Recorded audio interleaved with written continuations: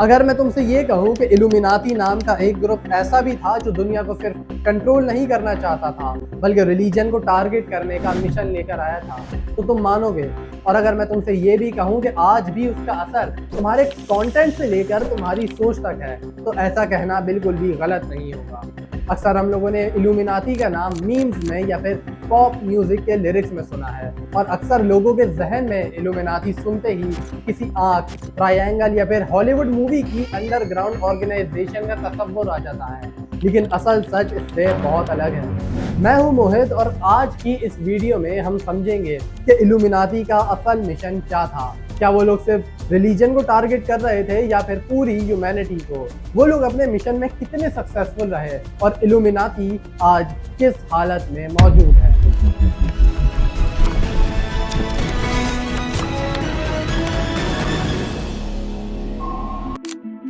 17 to 18 century के दौरान Europe में एक मूवमेंट उभर के सामने आई, इनलाइटनमेंट मूवमेंट। इसका बेसिक आइडिया सिंपल था, लोगों को अपनी सोच, अपनी लॉजिक और अपने तरीके से जीने का हक दिया जाए।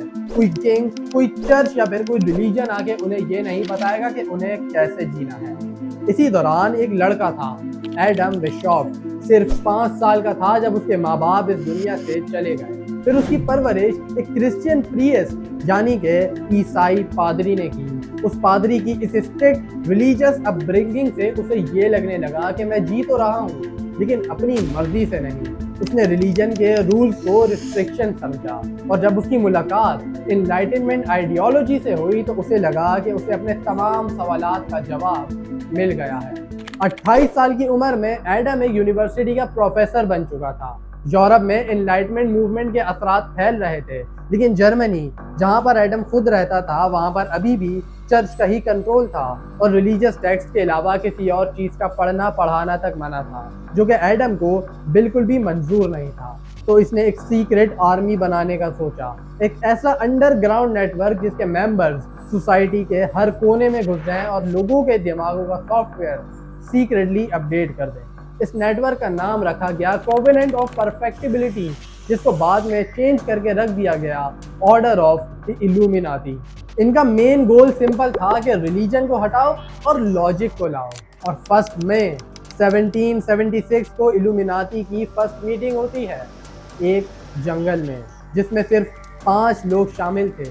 इस मीटिंग में ग्रुप के कुछ रूल्स बनाए गए और न्यू मेंबर्स के एडमिशन के लिए कुछ रिक्वायरमेंट्स भी रखी गई, जैसे कि बंदे की रेपुटेशन हाई होनी चाहिए, उसके सोशल कनेक्शन स्ट्रांग होने चाहिए, और मेन, बंदा अमीर होना चाहिए। और देखते ही देखते इस ग्रुप में मेंबर्स की तादाद 2 से 3 हज़ार तक हो गई। शुरू में मेंबर्स के कुछ लेवल्स होते थे। पहला लेवल होता था नोवाइसिस।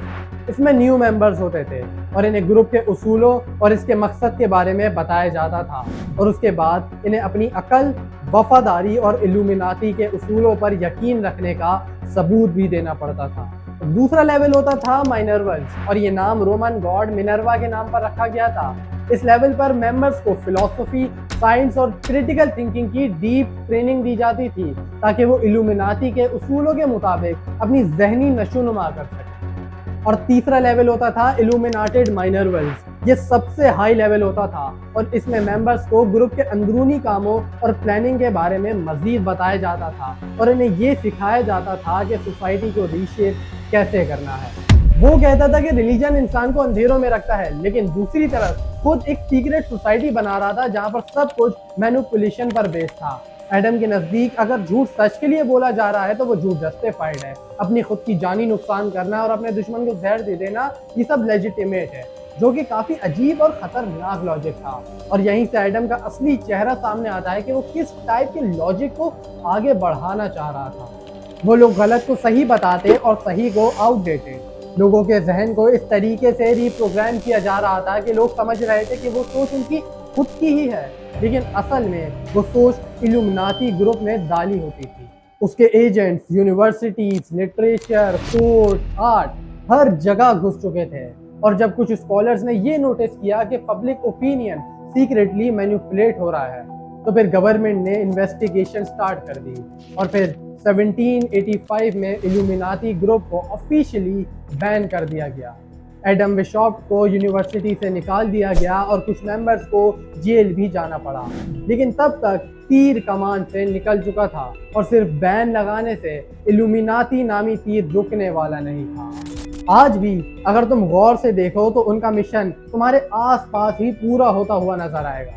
रिलीजन को पर्सनल चॉइस बनाना और सोसाइटी से बाहर निकाल देना, ये उनका कोर मिशन था। और आज अगर कोई रिलीजन की बात करे तो लोग उसे मौलाना साहब या आउटडेटेड पर्सन कहकर साइड करा देते हैं। इल्यूमिनाती का एक और पर्पस ये था कि लोग यूनिवर्सल मोरालिटी को रिजेक्ट कर दें और सिर्फ अपना लॉजिक और अपना बेनिफिट देखें। मतलब जैसा मुझे ठीक लगेगा मैं वैसे जीऊंगा। आज मैं आपको इसकी दो मोस्ट कॉमन एग्जांपल्स देता हूँ। First, my body my choice. Second, मुझे अपनी कब्र में जाना है, मेरी मर्जी में जैसे जीऊं। अगर इसी लॉजिक से देखें तो चोरी और डकैती भी फिर कोई गलत बात थोड़ी है। वो बेचारे तो सिर्फ अपना पैसा कमा रहे हैं, जैसे चाहे कमाएं। एडम के नज़दीक फैमिली एक रिस्ट्रिक्शन थी, एक ऐसी चेन जो इंसान को अपने रियल पोटेंशियल से रोकती है। और आज शादी एक बोझ लगती है। पेरेंट्स को पुराने ज़माने का समझा जाता है और हर रिश्ते को एक टेम्पररी कनेक्शन के तौर पर देखा जाता है। और ये सब इंडिविजुअल फ्रीडम के नाम पर हो रहा है। मैं आपको एक अजीब बात बताता हूँ।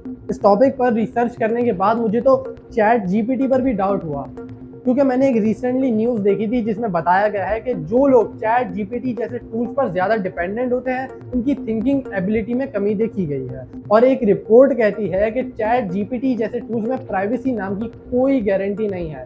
फिर भी हम लोग बिना सोचे समझे अपने पर्सनल थॉट्स, अपनी पर्सनल चीज़ें उसके साथ शेयर करते रहते हैं और वो जो कहता है हम लोग उससे मान लेते हैं, उस पर अमल भी मे भी करते हैं कुछ लोग। अब मैं ये नहीं कह रहा कि इल्यूमिनाती ही इस सब के पीछे है, बट अगर लॉजिकली देखा जाए तो ये जितनी भी मैंने बातें बताई वो सब इल्यूमिनाती की आइडियोलॉजी के मुताबिक ही तो चल रही हैं।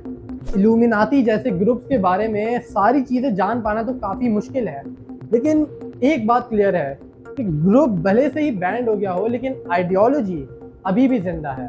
और अगर तुम वीडियो के इस पार्ट तक पहुंच ही गए हो तो इस अंधेरे से निकलना अब तुम्हारी जिम्मेदारी है। उम्मीद करता हूं कि इस वीडियो को देखने के बाद आपका इल्यूमिनाती से रिलेटेड कॉन्सेप्ट क्लियर हो गया होगा। और अगर आपको ऐसी और इन्फॉर्मेटिव वीडियोस देखनी है तो चैनल को ज़रूर सब्सक्राइब करें।